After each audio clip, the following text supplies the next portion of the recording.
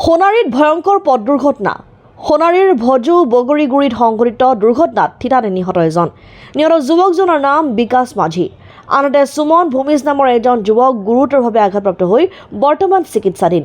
তীব্ৰ বেগেৰে যোৱাৰ বাবেই নিয়ন্ত্ৰণ হেৰুৱাই AS334397 নম্বৰৰ হিৰো এক্সট্ৰিম বাহনখনত যোৱা আৰোহীদ্বয় দুৰ্ঘটনাত পতিত হয়। কোনোবাই তেওঁলোকক ফোন নম্বৰ বিচাৰিছিলে, ঘৰ এড্ৰেছ বিচাৰিছিলে কেইজন মানে, কিন্তু লাষ্টত তিনিজনে ধৰি দিলে। তিনিজন মানুহে সোণাৰীৰ পৰা ভজু গ'লে ঠিক বগৰীগুৰি তিনিআলিটো পাৰ কৰি কেইজন এতিয়া হেৰি হৈছে? এজন ডেথ হৈছে, স্পট ডেথ, আৰু এজন ইয়াত মানে মেডিকেল এডমিট কৰা মেডিকেলৰ আহিছে। আপুনি ভজু ৰেল ক্ৰচিং পাব নালাগে, ভজু বগৰীগুৰি তিনিআলিটো জাষ্ট পাৰ কৰি কিহৰ মাজত হৈছিলে? বাইকে হৈছে নেকি। এজন স্পট ডেথ। এতিয়া বুলি তেওঁক তোৰে ডেড বডিটো পৰিয়ে আছে, বাকী এজন ছাইডত মানে চটফটাই আছে। মই বিশেষ নাই, মই আহিছোঁ মানে চাই থাকিবলৈ নোৱাৰিলোঁ ঘৰৰ পৰা ফোন কৰাৰ কাৰণে। মোক ঘৰৰ পৰা একচুৱেলি ৱাইফে ক'লে যে কোনো তুলি দোৱা নাই, কি কৰোঁ এনেকৈ বুলি সুধিছিলে। আমাৰ ঘৰৰ সন্মুখতে হৈছে, মই গৈ আছোঁ এনেকৈ। মই সোণাৰীৰ পৰা আহি পেলাই পালোহি ভজু।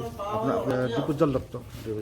হয়, কি কওক? বেলেগ নাই, মানুহ যিহেতু হাঁহ কুকুৰা বা এনেকুৱা নহয়তো, এজন মানুহ যিহেতু এনেকুৱা হৈ আছে, চবৰে সকলোৱে ককা ভাই আছে, এক্সিডেণ্ট কোনো কৰোঁ বুলি নকৰে।